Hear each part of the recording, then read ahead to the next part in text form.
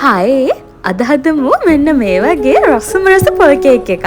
පොල් කේක් කියලා කිව්වට මේක අපි වෙනද කන පොල් කේක් එක නෙවෙයි මේක මාර්ම රස පොල් කේක් එකක්.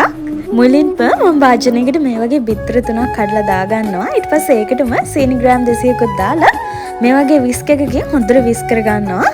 ඊට පස්සේ බටර් ග්‍රෑම් 150කුත් දාලා ඒකත් මම හොඳට මික්ස් කරගන්න ඕන. බටර් ටික මගේ චූටි චූටි කෑලි වල තිබ්බට ගණන් ගන්න එපා. ඒක මික්ස් කරාම හරියනවා.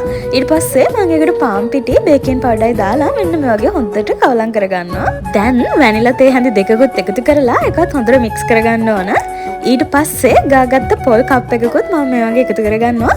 ඔයාලට සාමාන්‍ය පොල් ගෙඩියක පොල් බෑගයක් ගන්න පුළුවන්. ඒකත් මේ වගේ දාගෙන හොඳට කවලම් කරගන්න. මෙන්න මේ වගේ ගානට මික්ස් වුණාම අපේ කේක් බැටර් එක හරි.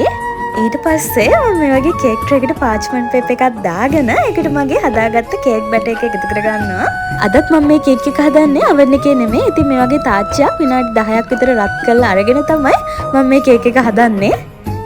ඉතින් මේ තියෙන්නේ හරියටම පැයකට පස්සේ කේක් එක. මේ වෙලාවේ ගානටම කේක් එක හැදිලා තියෙනවා. මේ විදිහට කේක් එක බේක් කරනකොට ගින්දර අඩුම ගින්දරේ දාලා තමයි බේක් කරගන්න ඕන. බලන්නකෝ oven එකේ බේක් කරා වගේම ගානට බේක් කරලා තියෙනවා. මාරම soft ඒ වගේම මාරම ලස්සනයි. කේක් එක නිකන් තියන්න හිතෙන්නේ නැති නිසා මම කොකනට් බටර් අයිසින් එකක් හදලා ඒකත් මේ වගේ දාගන්නවා.